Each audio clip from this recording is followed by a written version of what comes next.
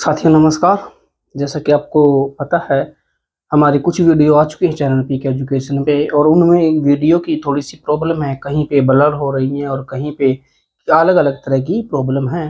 तो हमने इस पे काम किया है और हम छोटी छोटी क्लिप में वीडियो बनाते हैं, फिर उनको जोड़ते हैं। तो आज की जो वीडियो है, इसमें जो पहला पार्ट है 3-4 मिनट या 5 मिनट तक आपको थोड़ी सी प्रॉब्लम का फेस सामना करना पड़ सकता है। उसके बाद हमने बिल्कुल काम कर दिया है और आगे से आपको अच्छी से अच्छी क्वालिटी में वीडियो उपलब्ध करवा दी जाए। नमस्कार साथियों, स्वागत है आपका एक बार फिर हमारे YouTube चैनल पीके एजुकेशन में। और जैसा कि आप सभी को पता है, हम चला रहे हैं हरियाणा जीके की सीरीज, और मैं आज फिर आपके सामने हाजिर हुआ हूँ एक मस्त और दमदार टॉपिक के साथ। और टॉपिक का नाम है most confusing fact of Haryana, यानी कि हरियाणा के बारे में ऐसे तथ्य, ऐसे फैक्ट जो बच्चों को अक्सर कंफ्यूज करते हैं। वो आपस में इतने मिलते जुलते हैं कि बच्चे उनमें डिफरेंस क्रिएट नहीं कर पाते, उनमें अंतर नहीं समझ पाते कि इनमें अंतर क्या है। तो मैं आज वही टॉपिक, वही तथ्यों पे बात करूंगा जो तथ्य आपस में मिलते जुलते हैं। ठीक है प्यारे बच्चों, तो ज्यादा समय बर्बाद न करते चलते हैं। हमारा फैक्ट नंबर 1 है, हरियाणा की प्रथम साइंस सिटी स्थापित की जाएगी। हाँ जी, हरियाणा की प्रथम साइंस सिटी स्थापित की जाएगी कहाँ? साइंस सिटी से क्या बात याद आती है कि जब भी साइंस सिटी की कोई भी बात प्रश्न में पूछता है तो बच्चे अक्सर क्या करते हैं, अम्बाला उसको उत्तर लगा देते हैं। ये बिल्कुल गलत है, क्योंकि अम्बाला सिर्फ और सिर्फ साइंस सिटी है, और जो हमारी प्रथम साइंस सिटी अब स्थापित की जाएगी वो गुरुग्राम में स्थापित की जाएगी। ठीक है बच्चों, को याद रखना है कि हरियाणा की प्रथम साइंस सिटी गुरुग्राम में स्थापित की जाएगी, और ये 50 एकड़ में स्थापित की जाएगी। इसकी सबसे खास बात यह है कि इसमें बच्चे खेल खेल के साथ विज्ञान की गतिविधियों को सीखेंगे। ठीक है, और दूसरी खास बात इसमें यह है कि इसमें इसरो के बारे में, कि इसरो कैसे उपग्रह को लॉन्च करता है, वो सारी की सारी जानकारी प्रदर्शनियों द्वारा बच्चों को समझाई जाएंगी। इस तरह से बच्चे खेल खेल में और बड़े इंटरेस्ट के साथ साइंस की तरफ अपना जो रुझान है उसको अग्रसर करेंगे। ठीक है बच्चों, इसका मकसद ये है। हाँ जी, आगे है हरियाणा का प्रथम साइंस उद्यान। हाँ जी, हरियाणा का प्रथम साइंस उद्यान करनाल में स्थापित किया जाएगा बच्चों। कहाँ पे किया जाएगा? करनाल में। ठीक है, और जैसा कि आप सभी को पता है कि हरियाणा की साइंस सिटी अम्बाला को बोला जाता है। ठीक है, हाँ जी, चलते हैं। हमारा अगला जो फैक्ट है वो है कि चंद्रयान के उपकरण कहाँ बने? चंद्रयान के उपकरण बने कहाँ बने प्यारे बच्चों? अम्बाला में। ठीक है, चंद्रयान के उपकरण कहाँ बने? अम्बाला में। और मंगलयान के बने फरीदाबाद में। ठीक है, आप सभी को पता है कि चंद्रयान 3 सक्सेसफुली लॉन्च कर दिया है इसरो ने, और मैं आपसे ये गुजारिश करूंगा कि आप चंद्रयान 1, चंद्रयान 2, चंद्रयान 3 इन सब के बारे में एक एक चीज को याद रखें, इनको पढ़ के जाएं, क्योंकि आपको पता है कि 15% जो हमारा वेटेज है वो है साइंस का, और साइंस में विज्ञान एवं प्रौद्योगिकी के क्वेश्चन भी आएंगे। वो आपके डिफेंस से आए, मिसाइलों से आए, या कोई युद्ध पोत से आए, या फिर वो चंद्रयान या मंगलयान से आए। ठीक है, और मंगलयान मिशन 2013 में हमने स्टार्ट किया था, और एक सूर्य मिशन भी अब लॉन्च कर चुके हैं, तो उसका भी आप ध्यान रखेंगे। ठीक है, हाँ जी। अगला हमारा फैक्ट है, नवकुंड ग्रह कहाँ है मेरे बच्चों? कैथल में। इसके बारे में थोड़ा सा आपको बता दूं, कैथल की स्थापना 5 पांडवों में सबसे बड़े भाई युधिष्ठिर ने की थी, और युधिष्ठिर ने ही नवकुंड ग्रह की स्थापना की थी, और श्री कृष्ण ने उनके हाथों से नवकुंड ग्रह कैथल में बनवाई थी। ठीक है, आप सबको पता है कि नवकुंड ग्रह कहाँ पे? कैथल में। लेकिन अष्टकुंड कहाँ पे है? अष्टकुंड है तोसाम में। अष्टकुंड कहाँ पे है? तोसाम में। और तोसाम कहाँ पड़ता है? भिवानी में। कहाँ पे पड़ता है? भिवानी में। ठीक है बच्चों, समझ गए? अगला जो हमारा देखा ना, किस तरह से मतलब कैसे फैक्ट है जो आपस में कितने मिलते हैं, चंद्रयान मंगलयान, प्रथम साइंस सिटी, प्रथम साइंस उद्यान। तो इस तरह बच्चे कंफ्यूज होते हैं, इसलिए मैंने इनको अलग से छांट के आपको एक क्लास के माध्यम से मैं आपको पढ़ाने का काम करूंगा। जो अगला हमारा फैक्ट है, संदेश समाचार पत्र। हाँ जी, संदेश समाचार पत्र ने किरण शर्मा जी ने लिखा था या चलाया था। और खैर संदेश, हाँ जी, खैर संदेश समाचार पत्र लाला मुरलीधर जी ने चलाया था। ठीक है, ये भी बड़े आपस में मिलते जुलते हैं, एक संदेश है, एक खैर संदेश है, इसको भी आप याद रखेंगे। अगला हमारा फिफ्थ जो फैक्ट है वो है कि भूतों का मंदिर कहाँ है। भूतों का मंदिर भिवानी में है। भूतों का मंदिर कहाँ है? भिवानी में। ये भूत वो डरावने वाले भूत नहीं, भूत राजा थे। ठीक है, एक वंश था, भूत राजा बोला जाता था उनको, उन्होंने ये मंदिर बनवाया था, उनकी मूर्ति में। तो भूतों का मंदिर कहाँ है? भिवानी में। और भूतेश्वर मंदिर कहाँ है? जींद में। भूतेश्वर मंदिर कहाँ है? जींद में। इसको रानी तालाब का मंदिर भी बोला जाता है। ठीक है। सिक्स जो हमारा है कल्पना चावला। कल्पना चावला के बारे में सुनते ही बच्चों को फटाक से एक जिला याद आ सकता है, उसका नाम है करनाल। तो कल्पना चावला जो हॉस्पिटल है वो कहाँ है? करनाल में। कल्पना चावला हॉस्पिटल कहाँ पे है? करनाल में। लेकिन कल्पना चावला तारामंडल कहाँ पे है? कल्पना चावला तारामंडल है कुरुक्षेत्र। ठीक है। अगले फैक्ट सेवंथ की बात करते हैं। हरियाणा की, हाँ जी, हरियाणा की एंटी टेररिस्ट फोर्स का नाम। हरियाणा ने एक नई एंटी टेररिस्ट फोर्स का गठन किया है और उसका नाम क्या है? उसका नाम है कवच। क्या नाम है उसके प्यारे बच्चों? कवच। हरियाणा की नई एंटी टेररिस्ट फोर्स का नाम कवच है। और जो आपको पता है कि महामारी आई थी कोरोना, उसका घर घर जाके डॉक्टर लोगों ने क्या किया था? सर्वे। तो उस सर्वे का नाम क्या था? कवच एलिसा। उस सर्वे का नाम क्या दिया था सरकार ने? कवच एलिसा। ठीक है, कवच एलिसा इसका नाम दिया था। और एलिसा टेस्ट आपको पता है कि एड्स के लिए भी किया जाता है। एट्थ फैक्ट हमारा है, ये बड़ा इंपॉर्टेंट है और कितना रिसेंबल है, पीतल नगरी, पीतल शहर। तो पीतल नगरी क्या है प्यारे बच्चों? रेवाड़ी। पीतल नगरी किसको बोलते हैं? रेवाड़ी को। और पीतल शहर किसको बोलते हैं? जगाधरी को। पीतल शहर किसको बोलते हैं? जगाधरी को। ठीक है बच्चों, समझ में आ गया? ठीक है, चलिए चलते हैं हमारे अगले फैक्ट पे। हाँ जी प्यारे बच्चों, हमारा जो अगला फैक्ट है वो है कर्ण के बारे में। कर्ण को आप जानते हैं, महाभारत में बहुत प्रसिद्ध कैरेक्टर हैं कर्ण। और कर्ण को दानवीर कहा जाता है, दानवीर और सूत पुत्र भी कहा जाता है। इनके बारे में बाद में बात करते हैं, पहले बात करते हैं हमारे फैक्ट के बारे में। कर्ण तालाब करनाल में है। कर्ण झील या कर्ण तालाब कहाँ पे है? करनाल में है। आप गए भी होंगे वहां पे। कर्ण झील और ये तालाब कहाँ पे है? करनाल में है। ठीक है, वहां पे ओएसिस जो रेस्टोरेंट है वो भी है, वो सरकार जी। गौ कर्ण का तालाब। अब तालाब की बात है कि कर्ण का नाम आ गया तो बच्चे क्या करते हैं? करनाल उत्तर लगा देते हैं। लेकिन इस गौ कर्ण का तालाब, गौ आगे लगा है, गौ कर्ण का तालाब कहाँ पे है प्यारे बच्चों? रोहतक में है। ठीक है। और कर्ण का टीला कहाँ है? कर्ण का टीला मिर्जापुर में है। ये भी कुरुक्षेत्र में ही पड़ता है। ये कैथल कुरुक्षेत्र रोड पे गांव पड़ता है मिर्जापुर। जो कुरुक्षेत्र वाली जो गुरुकुल है, गुरुकुल से थोड़ा इधर ही मिर्जापुर है। और इस स्थान को ज्यादा लोग जानते नहीं, क्योंकि विकास बोर्ड ने, कुरुक्षेत्र विकास बोर्ड ने इस पर ज्यादा ध्यान नहीं दिया है। और ना ही इसका कोई मैप वगैरह तैयार है। और कोई भी टूरिस्ट यहाँ नहीं जाता और ना ही टूरिस्टों को इसकी तरफ आकर्षित किया गया है। ठीक है। आगे है राजा कर्ण का किला भी कुरुक्षेत्र है। इसकी भी सेम कहानी है। ये दोनों की तरफ बोर्ड ने ज्यादा ध्यान नहीं दिया है और यहाँ पे ज्यादा टूरिस्ट वगैरह नहीं जाते। आगे है कर्णकोट। कर्णकोट कहाँ है? भट्टू कला में। और भट्टू कला कहाँ है? फतेहाबाद में। कहाँ पे है भट्टू कला गांव? फतेहाबाद में। ठीक है प्यारे बच्चों, हाँ जी, बात कर लेते हैं कर्ण के बारे में।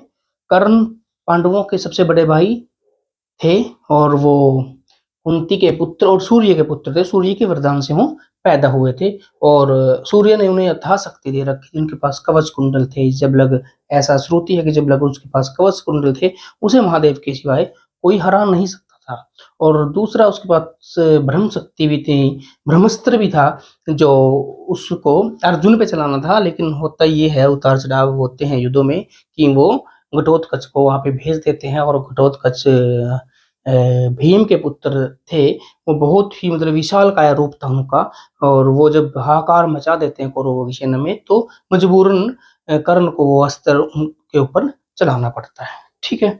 दूसरा है दानवीर कर्ण। क्यों कहते हैं उनको? क्योंकि जब वो कर्ण झील में नहा रहे थे, तो नहाने के बाद वो दान करते थे और वहां पर इंद्र जी आ जाते हैं और इंद्र वहां उनसे कवच और कुंडल ले लेते हैं और वो खुशी खुशी उनको दान दे देते हैं। ठीक है। ये है गण के बारे में थोड़ी सी बातें। हाँ जी, अगला हमारा तथ्य है 10 नंबर है, राज्य में विकसित गाय की नस्ल है। यानी कि हमारे राज्य हरियाणा में एक गाय की नस्ल विकसित की गई है, उसका नाम क्या है? हरदेनु गाय। क्या नाम है? हरदेनु गाय। और राज्य में एक भेड़ की नस्ल भी विकसित की गई है। भेड़ की जो नस्ल है उसका नाम क्या है? हरनाल भेड़। याद रखेंगे, हरदेनु गाय है, हरनाल भेड़ है। और ये दोनों हमारा जो हिसार का विश्वविद्यालय है, पशु विश्वविद्यालय, लाला लाजपत राय विश्वविद्यालय है जो, उसमें इनको बनाया गया है। ठीक है, हमारा अगला जो फैक्ट है वो है सबसे प्राचीन मंदिर है। यानी कि राज्य में सबसे प्राचीन मंदिर, राज्य में सबसे प्राचीन मंदिर विष्णु जी का मंदिर है तोशाम में। कहाँ मिला है? तोशाम में जो विष्णु जी का मंदिर है वो राज्य का सबसे प्राचीन मंदिर है। और सबसे अधिक मंदिर किसके हैं? हाँ जी, सबसे अधिक मंदिर किस देवता के हैं? वो हैं शिव जी के। मैं बात कर रहा हूं कि हरियाणा में सबसे ज्यादा जो मंदिर हैं वो शिव जी के हैं। ठीक है, आगे थोड़ा और बात करते हैं। शिव का वन, हाँ जी, शिव का वन कहाँ है? शिव का वन है सीवन में। एक लोक कथा ऐसा सुना है, इसके कोई तथ्य मेरे पास नहीं है, कि जब भगवान ने शिव का वन सीवन बसाया तो ये घना जंगल था। तो यहाँ से जो सीवन से अगला जो गांव है वो गांव है पोलड़। ठीक है, और पोलड़ में रहते थे रावण जी, रावण के नानके पोलड़ में थे। ठीक है, और पोलड़ में वहां पे उन्होंने विद्या सीखी, पंडित जी ने, मतलब पंडित जी रावण जी ने वहां पे एक मतलब विद्या सीखी। और तो जब पार्वती जी ने हट की कि मुझे जंगल में नहीं रहना, तो शिव जी ने श्रीलंका में जाकर, यहाँ से बहुत दूर श्रीलंका में जाकर सोने की लंका बनाई। और उसका जो मूर्त होता है उसको करवाने के लिए वो पोलड़ से उसको लेके गए रावण को। और हुआ ये कि रावण ने उनसे दक्षिणा में वो लंका ही मांग ली। ऐसा कुछ मतलब बातें मुझे सुनने में आई है। ठीक है, ये लोक श्रुतियां हैं। आगे, विष्णु का गांव, शिव का वन कौन सा है? सीवन। ठीक है, सीवन सभी जानते हैं कैथल में। और विष्णु का गांव है कोल। हाँ जी, विष्णु का गांव कौन सा है? कोल। ठीक है, एग्रीकल्चर यूनिवर्सिटी है कोल में। ठीक है, ये विष्णु ने बसाया हुआ है, ये नहीं है कि विष्णु को वहां पे जन्म, विष्णु ने कौन सा गांव बसाया हुआ लिख रखा है, कौन सा बसाया है? कोल। कोल गांव विष्णु ने बसाया है। ठीक है, और रावण से संबंधित कौन सा है? पोलड़। ठीक है, पोलड़ थे। ठीक है, हाँ जी, और सरस्वती का मंदिर भी पोलड़ गांव में है। सरस्वती जी का प्राचीन एकमात्र जो मंदिर है वो कहाँ है? पोलड़ में। हाँ जी, आगे हम चलते हैं। कुतुब मीनार की नकल, हरियाणा में हम बात कर रहे हैं, हरियाणा बार बार लिखने की जरूरत नहीं है, लिखेंगे राज्य में। और राज्य की तो आपको पता है कि हरियाणा की बात कर रहे हैं। राज्य में कुतुब मीनार की नकल वाली जो बिल्डिंग है, जो भवन है, वो कौन सा है? यानी कि जो कुतुब मीनार की तरह बनाया गया वो है काजी की मस्जिद। क्या है? काजी की मस्जिद, काजी की मस्जिद। और ये रोहतक में है। कहाँ पे है? रोहतक में। प्यारे बच्चों, इसको याद रखेंगे। ठीक है, आगे है ताजमहल की नकल। कुतुब मीनार की नकल है काजी की मस्जिद, और ताजमहल की नकल है शेख चिल्ली का मकबरा। आप सभी को पता है शेख चिल्ली शाहजहां के गुरु थे, और ये फतेहाबाद की से संबंधित है, लेकिन इनका जो मकबरा है वो कुरुक्षेत्र में पड़ता है। ठीक है प्यारे बच्चों, और लाल किले की क्या है? शीश महल। और शीश महल कहाँ पड़ता है? फर्रुख नगर में। शीश महल कहाँ पड़ता है? फर्रुख नगर में। ठीक है, तीनों को आप याद रखें, कुतुब मीनार की नकल, ताजमहल की नकल, लाल किले की नकल, कौन कौन सी बिल्डिंग्स हैं वो आप याद रखेंगे। ठीक है, आगे, हरियाणवी रामायण। हरियाणवी रामायण किसने लिखी? खुदा अहमद बख्श ने। हरियाणवी रामायण को अब थानेश्वरी रामायण भी कह सकते हैं। ठीक है, और कोरवी रामायण भी कह सकते हैं। कोरवी रामायण जो मैं बोल रहा हूं ये लिख लेंगे। ठीक है, थानेश्वरी रामायण या कोरवी रामायण को बोलते हैं हरियाणवी रामायण को, और ये लिखी थी खुदा अहमद बख्श ने। और हरियाणवी भाषा में रामायण, देखा बच्चों कितने मिलते जुलते हैं। हरियाणवी भाषा में रामायण लिखी थी रामेश्वर दयाल शास्त्री जी ने। किसने लिखी थी? रामेश्वर दयाल शास्त्री जी ने। ठीक है बच्चों, हाँ जी, समझ में आ गया? चलो चलते हैं आगे। हाँ जी बच्चों, हमारा अगला जो फैक्ट है, फैक्ट नंबर 15 क्या है? हरियाणा की प्रथम सफल फिल्म, हरियाणा की प्रथम सफल फिल्म है बहुरानी। कौन सी है? बहुरानी। और सर्वाधिक सफल फिल्म, हरियाणा की प्रथम सर्वाधिक सफल फिल्म कौन सी है? चंद्रावल। यानी कि सबसे पहले जो फिल्म हिट हुई उसका नाम है बहुरानी, और जो सबसे ज्यादा हिट हुई उसका नाम है चंद्रावल। ठीक है, इसको भी आप याद रखें। अगला है हमारा प्यारे बच्चों, जिले का राज्य का सर्वाधिक शुष्क जिला। राज्य का सर्वाधिक शुष्क जिला कौन सा है? महेंद्रगढ़। सर्वाधिक शुष्क जिला कौन सा है? महेंद्रगढ़। और सर्वाधिक अर्ध शुष्क जिला, हाँ जी, सर्वाधिक अर्ध शुष्क जिला क्या है? हिसार। इसको भी प्यारे बच्चों आप याद रखेंगे। इसमें आप विचल मत जाना कि महेंद्रगढ़ किसका है, हिसार किसका है। ठीक है, अर्ध शुष्क जिले की जगह कहीं आप महेंद्रगढ़ लगा दें। ठीक है, आगे वीरभूमि। हाँ जी, वीरभूमि। वीरभूमि रेवाड़ी को कहा जाता है। वीरभूमि किसको कहा जाता है? रेवाड़ी को। ठीक है, और शहीदों की भूमि किसको कहा जाता है? झज्जर को। शहीदों की भूमि किसको कहा जाता है? झज्जर को। इसमें भी वह है, इसमें भी वह है। वीरभूमि रेवाड़ी को कहा जाता है, शहीदों की भूमि झज्जर को कहा जाता है। ठीक है, अगला जो हमारा है 18 नंबर, संगीत के 7 सुरों वाली ईंट कहाँ से मिली है? संगीत के 7 सुरों वाली ईंट, सारे गामा पादा लिखा है जिसपे, वो एक ईंट मिली है जिसपे संगीत के 7 सुर सारे गामा पादा नीचे लिखा है। वो कहाँ से मिली है? अग्रोहा से। कहाँ से मिली है? अग्रोहा से। और विचित्र आकार की ईंट, एक ईंट मिली है जिसका जो आकार है वो बड़े ही अजीब ढंग का है, वो मिली है दौलतपुर से। कहाँ है? दौलतपुर से। और दौलतपुर कहाँ पड़ता है? के यूके में, कुरुक्षेत्र में। कहाँ में पड़ता है? कुरुक्षेत्र में। ठीक है प्यारे बच्चों, अगला हमारा फैक्ट है, सर्वाधिक लाल मिट्टी कहाँ पाई जाती है? सर्वाधिक लाल मिट्टी सिरसा में पाई जाती है। सबसे ज्यादा जो लाल मिट्टी है सिरसा में मिलती है। और सिरसा का आपको पता ही है कि सिरसा सबसे बड़ा जिला है, और ये उधर नीचे राजस्थान और उधर ऊपर पंजाब से लगता है। और सर्वाधिक सिख सिरसा में मिलते हैं। इसमें बच्चे कंफ्यूजन में रहते हैं कि जब पर्सन ये पूछा जाता है कि सर्वाधिक सिख किस जिले में मिलते हैं, तो बच्चे अक्सर करनाल उत्तर लगा के आते हैं, जो गलत है। सबसे अधिक सिख सिरसा जिले में पाए जाते हैं जी। और लाल चेट्रस्ट मिट्टी कहाँ मिलती है? यमुनानगर में। सबसे अधिक लाल मिट्टी मिलती है सिरसा में, और लाल चेट्रस्ट मिलती है यमुनानगर में। ठीक है प्यारे बच्चों, आशा करता हूं कि आपको समझ में आ रहा होगा। आगे बात करते हैं, प्रथम गद्य साहित्यकार। प्रथम गद्य साहित्यकार कौन है? शाह मोहम्मद रमजान। कौन है?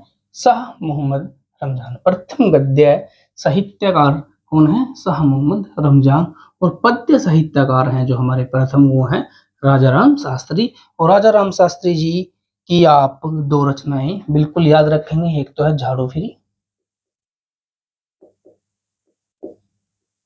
और दूसरा है ईख की खेती।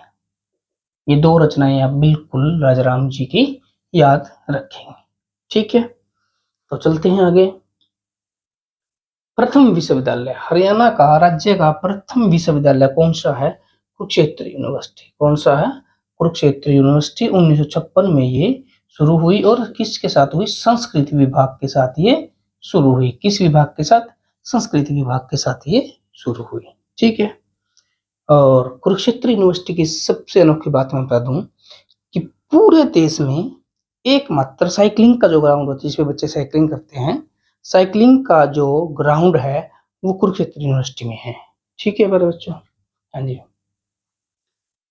आगे है राज्य का प्रथम निजी विश्वविद्यालय, प्राइवेट विश्वविद्यालय, यानी कि ये विश्वविद्यालय सरकार द्वारा पोषित है, सरकार इसको फंड करती है, सरकारी विश्वविद्यालय है। और जो प्राइवेट विश्वविद्यालय है वो है महर्षि मार्कंडेश्वर विश्वविद्यालय जी, महर्षि मार्कंडेश्वर विश्वविद्यालय। और ये मुलाना में है। कहाँ पे है? मुलाना में। और मुलाना कहाँ है? मुलाना है अंबाला में। ठीक है मेरे बच्चों, बहुत सारे पेपर यहाँ पे कंडक्ट करवाए जाते हैं, क्योंकि बड़े बड़े लैब्स हैं, और कई लैब हैं कंप्यूटर की, SSC MTS CGL एरा वगैरह, जो रेलवे ग्रुप डी, बहुत सारे इसमें पेपर होते हैं। और हरियाणा HSSC बोर्ड भी इसमें पेपर लेता है। ठीक है, हाँ जी। अगला हमारा तथ्य है, असहयोग आंदोलन का नेता। राज्य में, हमारे राज्य की बात चल रही है, हरियाणा में असहयोग आंदोलन का जो नेता था वो कौन था? मुरलीधर व लाला लाजपत राय। असहयोग आंदोलन के दो प्रमुख नेता थे हरियाणा में, उनको नाम है मुरलीधर व लाला लाजपत राय। ठीक है प्यारे बच्चों। और होम रूल आंदोलन का प्रमुख नेता था पंडित निक्कीराम शर्मा। पंडित निक्कीराम शर्मा। ठीक है प्यारे बच्चों, हाँ जी, पंडित निक्कीराम शर्मा। समझ में आ गया? समझने की कोई बात नहीं है। इनको आप किसी तरह से भी एक दूसरे से अटैच करके आप याद रखेंगे। ठीक है। राज्य में सबसे प्राचीन नदी, हाँ जी, राज्य में सबसे प्राचीन नदी सरस्वती है। कौन सी है? सरस्वती। और सरस्वती के किनारे ही आर्यों ने वेदों की रचना की। ठीक है। वेदों की प्रमुख जो ऋचाएं हैं, सारी ऋचाओं की रचनाएं जो हैं वो सरस्वती नदी के किनारे की। ठीक है। इस सरस्वती नदी के बारे में हम फुल डिटेल जब नदियों वाला चैप्टर पढ़ेंगे तब करेंगे, और अनोखे अनोखे फैक्ट इसके बारे में हम जानेंगे। ठीक है। हाँ जी। दूसरा है सबसे प्राचीन महत्व की नदी। राज्य की सबसे प्राचीन महत्व की, ये प्राचीन नदी है, ये प्राचीन महत्व की नदी है, वो है दोहन। कौन सी नदी? दोहन। और ये महेंद्रगढ़ में पड़ती है, महेंद्रगढ़ में बहती है। कहाँ पे बहती है? महेंद्रगढ़ में। ठीक है प्यारे बच्चों, आशा करता हूं कि मेरे द्वारा दी गई जानकारी आप समझ पाए। वीडियो को देखने के लिए धन्यवाद। और अगर आपको ये जानकारी, ये वीडियो अच्छी लग रही है तो प्लीज शेयर कीजिए, सब्सक्राइब कीजिए। ठीक है प्यारे बच्चों, एक बार फिर से आपका धन्यवाद।